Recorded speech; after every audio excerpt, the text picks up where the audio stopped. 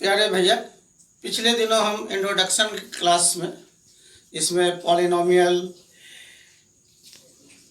Terms of expression, coefficient, zero polynomial, साथ ही साथ डिग्री के आधार पर पॉलिनोमियल का डिफिनेशन करना, फिर टर्म्स के आधार पर पॉलिनोमियल को डिवाइड करना, इन सब की चर्चा किए थे। आज हम एक्सरसाइज पर आ रहे हैं। एक्सरसाइज पर आने से पहले एक बार हम दोहरा देना चाहते हैं पॉलिनोमियल को। It is an expression of degree non integral power.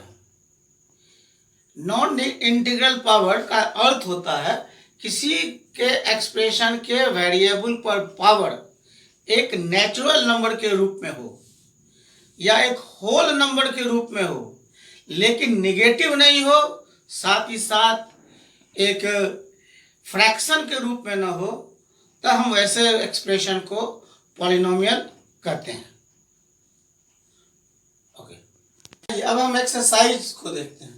Exercise 2.1 में which of the following expression are polynomial. नीचे जितना भी एक्सप्रेशन दिया हुआ है बताना कि इनमें से कौन सा पॉलिनोमियल है और इन वन वेरिएबल, एक वेरिएबल का, एंड विच आर नॉट, और कौन नहीं है। State reason for your answer. साथ ही साथ उस आंसर जो आप दे रहे हैं उसका कारण भी बताना है। पहला आप देख रहे हैं 4x² - 3x + 7। इसमें ये जो है 2 है। अभी हम डिफिनेशन में स्पष्ट देखे थे, एक होल नंबर के रूप में होना चाहिए। तो होल नंबर हमारा 2 है, इसलिए हम कर सकते हैं it is a expression having only non negative integral power 2 and one variable x। इसलिए यह जो एक्सप्रेशन है एक पॉलिनोमियल है वन वेरिएबल का। देख रहे हैं सिर्फ x है यहाँ। सेकंड में देखते हैं y² + √2। यहाँ भी हम पावर 2 देख रहे हैं, एक होल नंबर के रूप में है। और कहीं कंफ्यूजन मन में ना हो, ये √2 है तो यह एक कांस्टेंट है, इसलिए यह एक पॉलिनोमियल है और साथ ही साथ यह एक वेरिएबल का है, क्योंकि यहाँ y के अलावा कोई दूसरा वेरिएबल नहीं है। तीसरा क्वेश्चन देखते हैं t√t + t√2। इसमें इसको हम इस प्रकार से भी लिख सकते हैं। हम इस क्वेश्चन एक्सप्रेशन को देख रहे हैं t√t + t√2। इसको हम इस प्रकार से लिख सकते हैं 3t½ + t√2। यहाँ हम स्पष्ट दिख रहा है हमें ये 1/2 होल नंबर नहीं है। होल नंबर नहीं है तो यह पॉलिनोमियल नहीं है। अच्छा, पॉलिनोमियल नहीं है तो वन वेरिएबल रहे, टू वेरिएबल रहे, कोई महत्वपूर्ण नहीं है, लेकिन है ये वन वेरिएबल का। नेक्स्ट क्वेश्चन देखें y + 2y। इसको भी हम लिख सकते हैं y + 2y पावर -1। हम लोग एक्सपोनेंट एंड पावर में पढ़े हैं, y जब जाएगा ऊपर तो -1 हो जाता है। लेकिन यहाँ पे हम देख रहे हैं कि यह जो पावर है एक निगेटिव इंटीजर है, होल नंबर के रूप में नहीं है, अब इसलिए यह भी एक एक्सप्रेशन नहीं है। लास्ट क्वेश्चन है x⁻10 + y⁻3 + t⁻50। यहाँ तीनों जो पावर है वह एक होल नंबर के रूप में है, पर यह 3 वेरिएबल का है, इसलिए हम ये कह सकते हैं यह एक पॉलिनोमियल है, लेकिन वन वेरिएबल नहीं है, यह मोर देन वन वेरिएबल, या कह सकते हैं इट इज एक्सप्रेशन है 3 वेरिएबल। अब आइए क्वेश्चन नंबर 2। आइए अब हम क्वेश्चन नंबर 2 की ओर। Write the coefficient of x² in each of the following. अब हमको कोफिशिएंट लिखना है, किसका? x² का। और कोफिशिएंट के बारे में हम पहले पढ़े हैं, किसी एक्सप्रेशन के मल्टीप्लाई में के प्रोडक्ट में जो नंबर होगा, जो कांस्टेंट होगा, वो कोफिशिएंट कहलाता है। पहला है 2 + x + x²।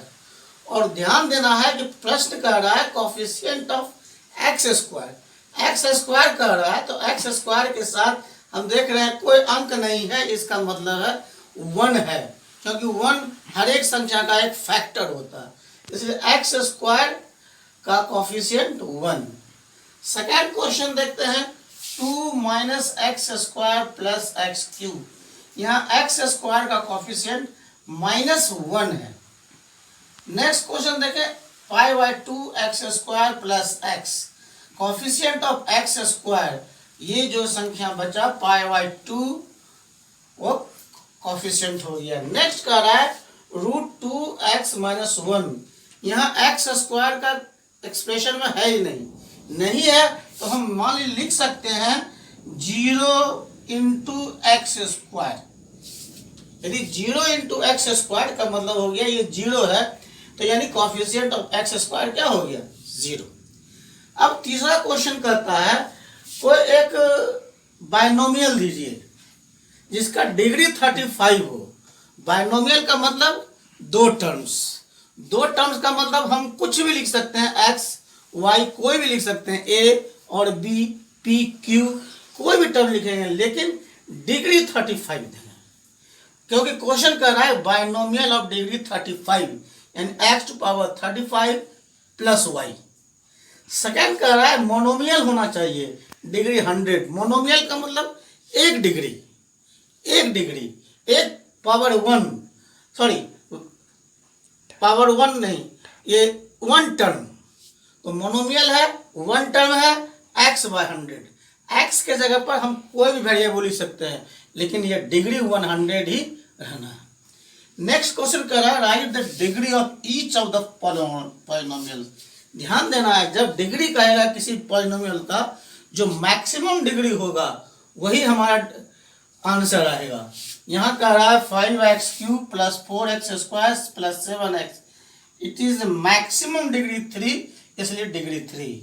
यहाँ y स्क्वायर में मैक्सिमम डिग्री 2, डिग्री 2। यहाँ मैक्सिमम डिग्री 1, इट इज 3। इसको हम कह सकते हैं x to power 0, x to power 0 का वैल्यू 1, इसलिए यह डिग्री 0। अब हम क्वेश्चन नंबर 5 जो इस एक्सरसाइज का आखिरी प्रश्न है उसका हम चर्चा कर रहे हैं। हम question number 5, classify the following linear, quadratic and cubic polynomials. यहाँ पर हमको दिया हुआ कई एक्सप्रेशन है, इसको लीनियर, क्वाड्रेटिक और क्यूबिक के रूप में अलग अलग क्लासिफाई कर देना है। हम पहले भी पढ़ चुके हैं कि लीनियर में डिग्री 1,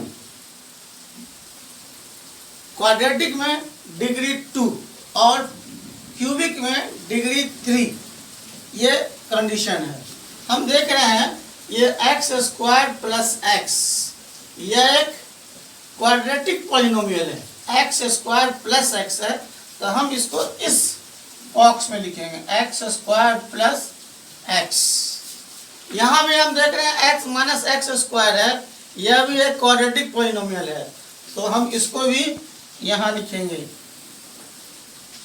ये y plus y square plus 4, यह भी एक क्वाड्रेटिक पॉलिनोमियल है, इसलिए यहाँ भी इसको हम y plus y square plus 4। 1 plus x, इस पर डिग्री 1 है, इसलिए यह एक लीनियर पॉलिनोमियल हो गया। 1 प्लस एक्स। 3t, यहाँ पर डिग्री 1 है, इसलिए लीनियर पॉलिनोमियल। r स्क्वायर, ये डिग्री 2 है, इसलिए यह एक क्वाड्रेटिक पॉलिनोमियल।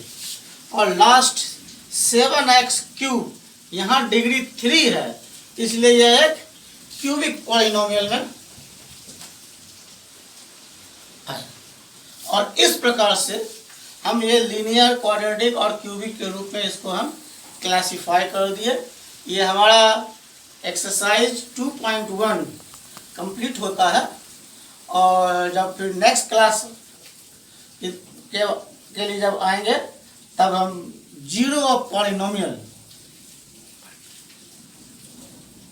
की चर्चा करेंगे।